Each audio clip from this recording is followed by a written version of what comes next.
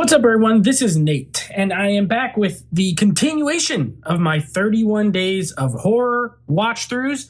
This should be days 11 through 17, so I got 7 more. I'm going to try to go through them quick, rapid fire, 45 seconds to a minute. You know the drill. But before I get started and let you know what I watched and what I scored them, if you would, please consider subscribing to the channel. Go ahead and hit the bell icon. That way you get notified every time new videos drop. Also, if you can, leave me a like down below if you're enjoying the content.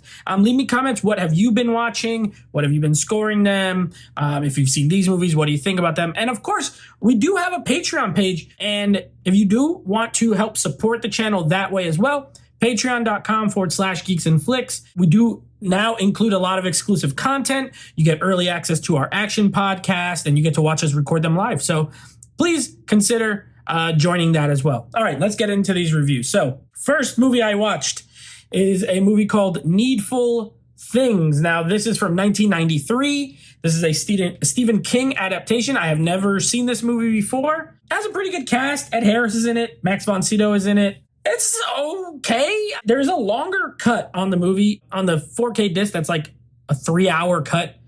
And this is going to be one of the rare times where I think the longer version might help. I didn't watch it. I just watched the regular theatrical version of it. As such, it's okay. The story's kind of weird. It's a little campy. It centers around I guess he's a demon. I don't really know what he is, but he gives these people in this town what they want. But in order to get what they want, they have to do him some favors. And he essentially tries to rip the town apart. It has all the Stephen King hallmarks. It's set in Castle Rock, which has been a location in a lot of his stories. It's okay. It's okay. Didn't love it, didn't hate it, 5 out of 10. Right in the middle, like it's okay. Next is gonna be Rawhead Rex. Now, this is a movie I talked about on a live show recently. It's a monster movie, and it's definitely weird. Clive Barker wrote it, did not direct it, but he was the writer of the movie. And it centers around this monster who, like, the lore is not amazing. Like, it's hard. They don't fully explain everything about it, but the creature effects are hilarious. It's like a big rubber suit, like a rubber head, and he can't like turn his head or anything. But there's some good kills in here. It's pretty fun. It's not the greatest movie of all time. It's definitely a B movie, but it's a pretty fun B movie with good cheesy monster. And yeah, I think it's okay. It's okay. It's fun though. 6 out of 10. Okay. Next up, Creepshow. So Creepshow, a lot of people have seen Creepshow, George Romero. I'll be honest with you, I am not a diehard fan of the movie. And also, I'm not really crazy about anthology films in general. This one is fun, though. Some stories are better than others. There are a few in there that I'm not, like, they just don't do much for me. But I do like the one with Ted Danson and Leslie Nielsen where he drowns them on the beach. I like that one. That one's pretty fun. The cockroach one is always pretty fun. And the one with the monster, like that monster that is like in the cage. That one's pretty fun too. The rest of them, they're hit or miss. But overall, it's a fun time. It's a good, solid movie. Very 80s, you know, with the effects and everything. 7 out of 10. I enjoy that one. All right, next, The Exorcist 3. Now, this is one that has kind of developed a cult following over time. It's not like the best reviewed when it came out. It wasn't some big success, but over time, it's found an audience. I would say I'm in the audience that does enjoy the movie. I think mostly Brad Dourif, like his performance in that movie is fantastic. George C. Scott is also really, really good in that movie. So it's fun to watch both of them work. On top of that, you get William Peter Blatty, who of course wrote the novel of The Exorcist, and he wrote this novel and wrote and directed this movie. So it definitely has one of the best jump scares ever, by the way. And it's one of those, like, most people have seen it now, but if you've never seen this movie, don't tell people you're watching it with. It has one of the best jump scares of all time in it. And other than that, it's got some good acting. They do tie it to the original a little. Well, they do. There is some character that returns, but it's not like a heavy sequel to The Exorcist. But it feels like it's still within that world. Not a perfect movie. Definitely some lulls that are a little bit boring. But overall, I think it's very solid. 7 out of 10 as well. All right. Next is Nightbreed. And we have a video of this on the channel. Alex did an unboxing of this. Went over the video quality and all that. So I'm just going to tell you about the movie. It's a weird movie. This is a really, really weird movie. Another Clive Barker. This one he wrote and directed. So one of the 3 movies he directed. I would say it's not as good as Hellraiser, but it's pretty interesting. It definitely has some moments that are like, it's super weird. It is super weird. I could see a lot of people not really jiving with it.